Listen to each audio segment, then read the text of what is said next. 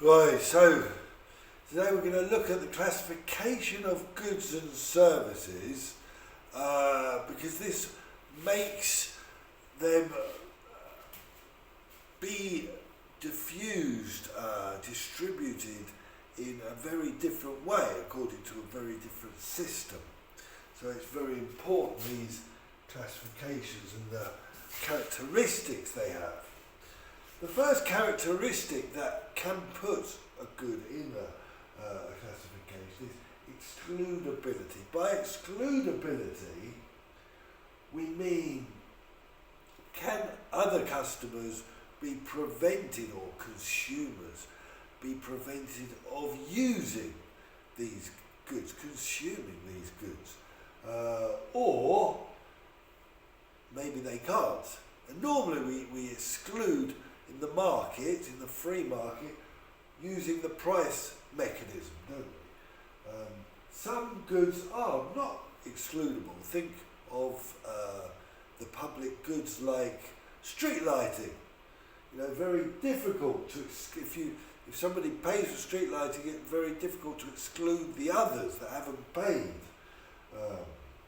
So, you know, it's different with smartphones. You know, smartphones are excludable.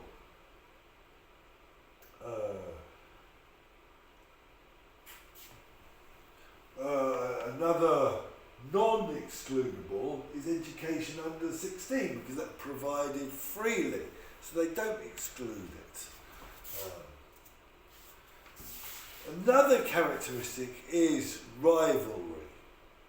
Rivalry is a characteristic whereby if I consume something, does that mean someone else can't consume it? If it does, it is rival. The good is rival. For example, a chicken dinner.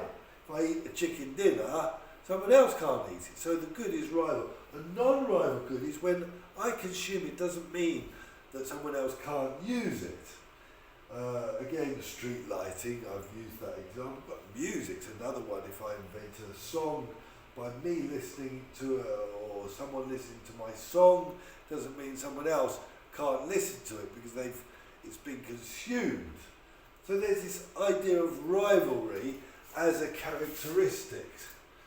And by putting these characteristics in categories, we can identify private goods, public goods, and quasi-public goods.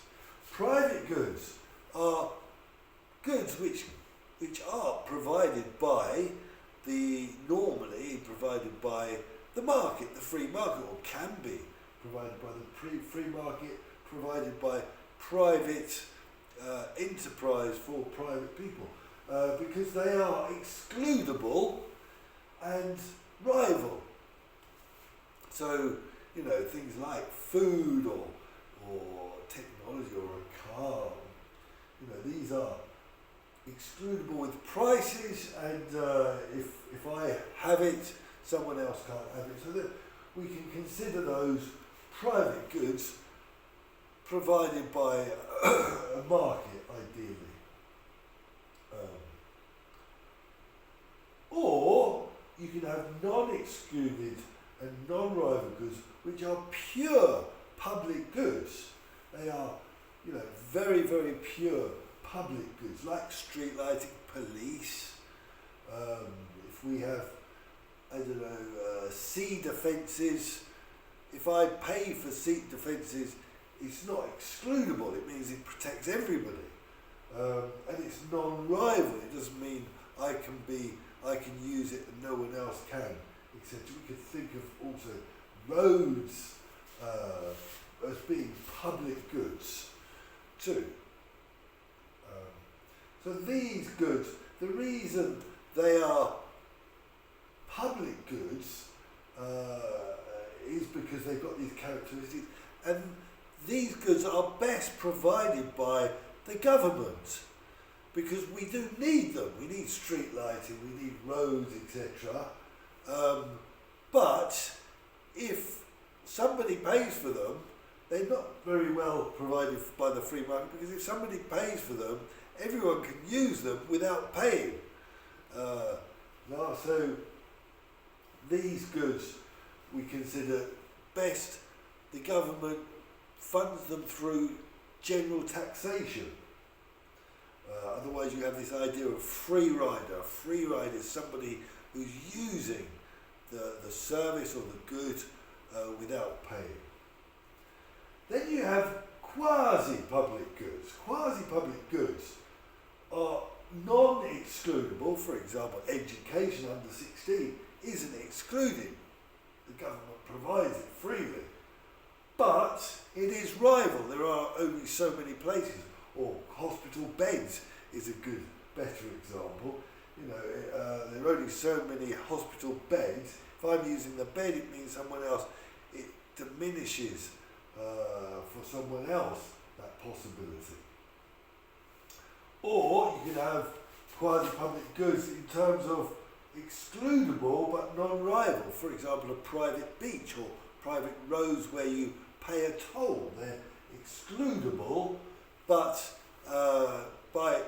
if it's a private beach, by me using a space in the beach doesn't mean that no one else can use the beach. So you've got these quasi-public goods. Generally, what's happening with technology and with the development of the digital economy, we are seeing private goods moving into public or even quasi-public goods. For example, music is becoming nearly a public good, where it's actually it's non-excludable and non-rival. Years ago, I had to buy a disc.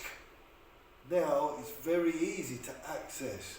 So it's becoming, quasi-public, public good. Or transport is another example. Before we owned cars, now we're moving towards a world where we won't be owning many cars.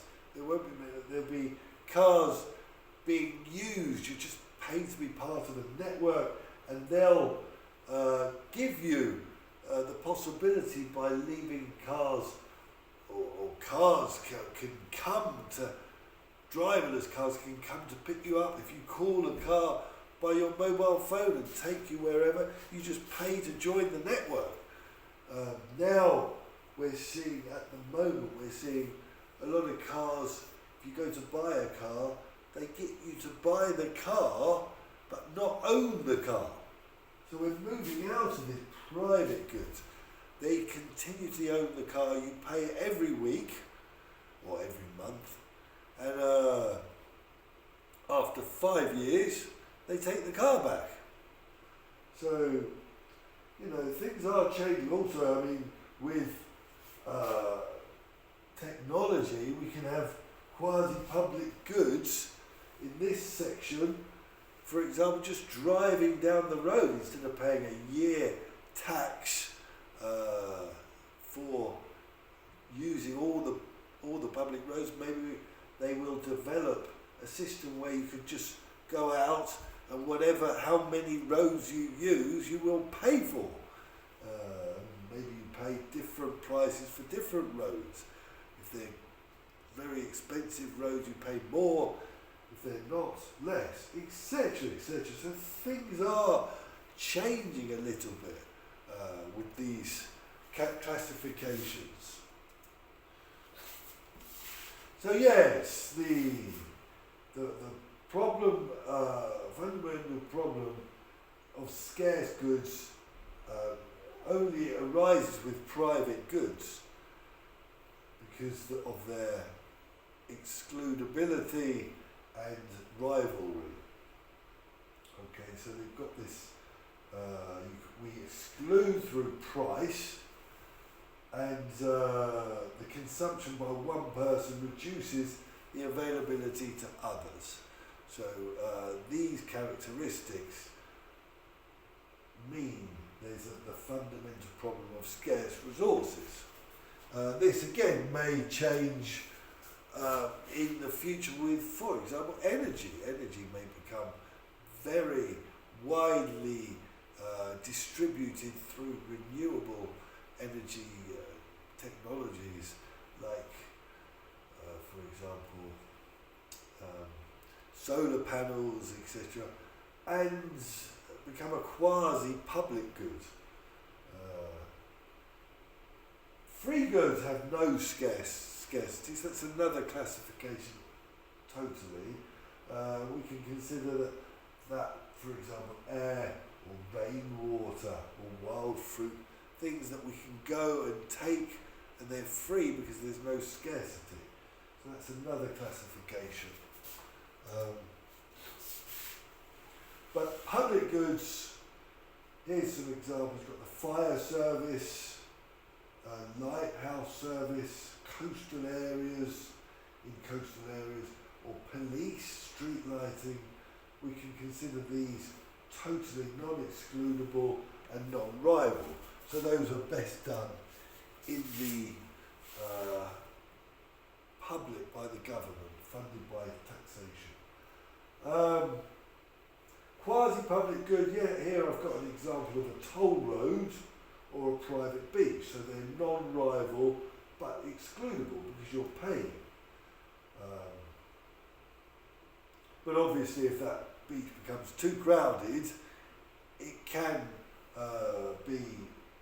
become rival. So it's not fully non-rival, we can say. And the big problem caused by public goods for the free market is the free rider. That's the person or the people who don't pay because the service is non-rival and non-excludable. So that's the big problem.